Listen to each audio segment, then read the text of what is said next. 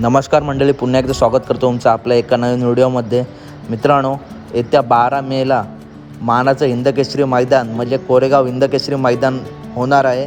मागच्या वर्षी या मैदानात तुम्ही समोर बघताय सप्त हिंदकेसरी बकासूर आणि साताऱ्याच्या आणबान शान, साताऱ्याचा हरेन बालमा या दोघांनी फायनलमध्ये प्रथम क्रमांक पटकावला होता. तर मित्रांनो, येत्या 12 तारखेला कोरेगाव हिंदकेसरीचं मैदान आहे आणि यावर्षी असे कोणते 10 बैल आहेत सध्याचा त्या बैलांचा पळ बघता आणि त्यांचे फायनलचे गुलाल बघता आपण असे 10 बैल निवडले आहेत की यांचा पायरा जर चांगला जुळून आला तर कोरेगाव हिंदकेसरीचा मानकरी होण्यापासून या नंदींना कोण रोखू नाही शकत. आणि मित्रांनो, यामध्ये जर तुम्हाला काही बदल पाहिजे असेल तर कमेंट करून नक्की सांगा, आपण पुन्हा ती व्हिडिओ बनवूया. चला तर आता बघूया कोणते ते 10 नंदी आहेत ते. तर मित्रांनो, नंबर 10ला आहे तो पेडगाव केसरी माळशिरस हिंदकेसरी रुस्तमे हिंदकेसरी मैब्या. मित्रांनो, आदतपासूनच या नंदीने बैलगाडी क्षेत्रामध्ये आपलं खूप मोठं नाव केलं आहे आणि याचा जर पायरा चांगला जुळून आला तर मित्रांनो, कोरेगाव हिंदकेसरी या किताबापासून मैब्याला कोणीच रोखू शकत नाही. कारण या नंदीचा पळसुद्धा तसाच आहे. मधल्या काळात मैब्या थोडा आजारी होता, परंतु तो आता आजारातून बरा झाला आहे आणि नक्कीच तो एखाद्या मोठ्या मैदानात त्याचा कमबॅक दाखवेल. तर 9 नंबरला आहे सध्याच झालेल्या पारे मैदानात प्रथम क्रमांकाचा मानकरी ठरलेला अर्जुन ग्रुप नायगाव छत्रपती संभाजीनगर यांचा अर्जुन. मित्रांनो, अर्जुनसुद्धा सध्या खूप चर्चेत आहे.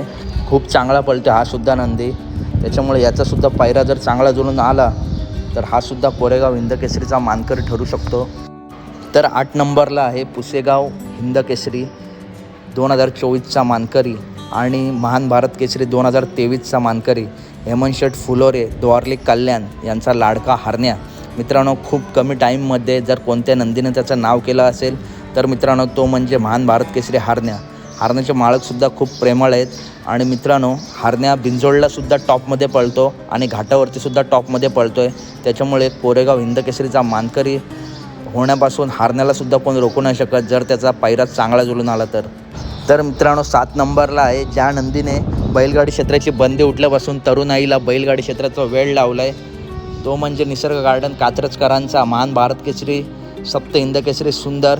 मित्रांनो, या वयातसुद्धा सुंदर जसा तरुणपणात पळायचा तसाच तो अजूनसुद्धा पळतो आहे. त्याच्यामुळे याचासुद्धा पायरा जर चांगला जुळून आला तर नक्कीच कोरेगाव हिंदकेसरीचा मानकरी सुंदर ठरू शकतो, कारण त्याच्यामध्ये तेवढी क्षमतासुद्धा आहे. तर मित्रांनो, 6 नंबरला आहे तो म्हणजे गरिबांना लाभलेलं सोनं पब्लिकचा भिताड आटपाडी तालुक्याचा बादशाह पुसेगाव हिंदकेसरी 2024चा मानकरी घरनिकीचा राजा. मित्रांनो, सध्या चर्चेत असलेला नंदी जर कोणता असेल तर तो म्हणजे घरनिकीचा राजा. याचासुद्धा जर पायरा चांगला जुळून आला तर लोकांना किंवा बैलगाडी प्रेमी असतील त्यांना घरनिकीच्या राजाचा स्पीड माहितीच आहे. त्याच्यामुळे हा सुद्धा नंदी कोरेगाव हिंदकेसरीचा मानकरी नक्कीच ठरू शकतो. तर 5 नंबरला आहे नुकत्याच झालेल्या निमसोड मैदानात रितसर 3 फेरे पळून फायनलचा गुलाल घेतलेला निंबाळकर सर यांचा लाडका सर्जा. मित्रांनो, सर्जाचा सुद्धा जर पायरा चांगला जुळून आला तर कोरेगाव हिंदकेसरीपासून सर्जाला कोणी रोखू नाही शकत आणि या गाडीवरती विठ्ठल नाना बसतात, त्याच्यामुळे हे समीकरण खूप चांगलं जुळून येतं. तर मित्रांनो, 4 नंबरला आहे या कोरेगाव हिंदकेसरीचा मागच्या वर्षीचा फायनलचा मानकरी अक्षय शेठ मोरे गोडोळी सातारा यांचा हरेन सातारा एक्सप्रेस बालमा. मित्रांनो, बालमाचा पळ तर तुम्हाला माहितीच आहे, पूर्ण बैलगाडा प्रेमी त्याच्या पळचे वेडे आहेत.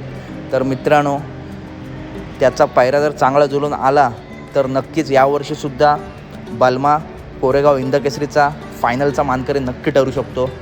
तर मित्रांनो, 3 नंबरला आहे शंकरपट गाजवून आत्ता घाट गाजवणारा संभाजीनगरचा वादळ महाराष्ट्र केसरी लखन. मित्रांनो, बैलगाडी क्षेत्रात जर सध्या चर्चेत नाव असेल तर ते म्हणजे लखनचं.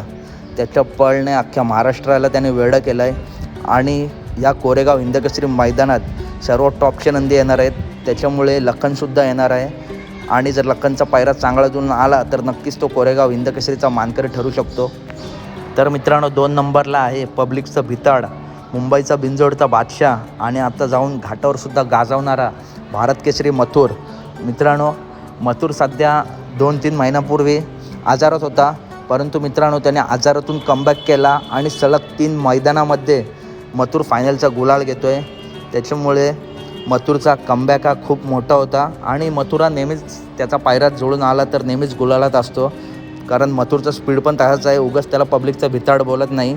तर मित्रांनो, कोरेगाव हिंदकेसरी मैदानात जर मथुरचा पायरा चांगला जुळून आला तर कोरेगाव हिंदकेसरीपासून मथुरलासुद्धा कोणी रोखू शकत नाही. तर मित्रांनो, एक नंबरला आहे अखंड महाराष्ट्राचा कालीज सप्त हिंदकेसरी बाकासूर. मित्रांनो, बैलगाडी क्षेत्रामध्ये युवकांना जर सध्या बैलगाडी क्षेत्राचा कोणी वेळ लावला असेल तर तो म्हणजे सप्त हिंदकेसरी बाकासूर. मित्रांनो, फक्त बाकासूरचा जर पायरा चांगला जुळून आला तर कोरेगाव हिंदकेसरीपासून खरंच बाकासूरला कोणीच रोखू शकत नाही, कारण या नंदीचं पळसुद्धा तसंच आहे आणि निकाल रेषेवरती निकाल घेणारा हा सर्वात टॉपचा नंदी आहे. तर मित्रांनो, कशी वाटली व्हिडिओ? तुम्हाला जर याच्यामध्ये काही बदल पाहिजे असेल तर नक्की कमेंट करून मला सांगा.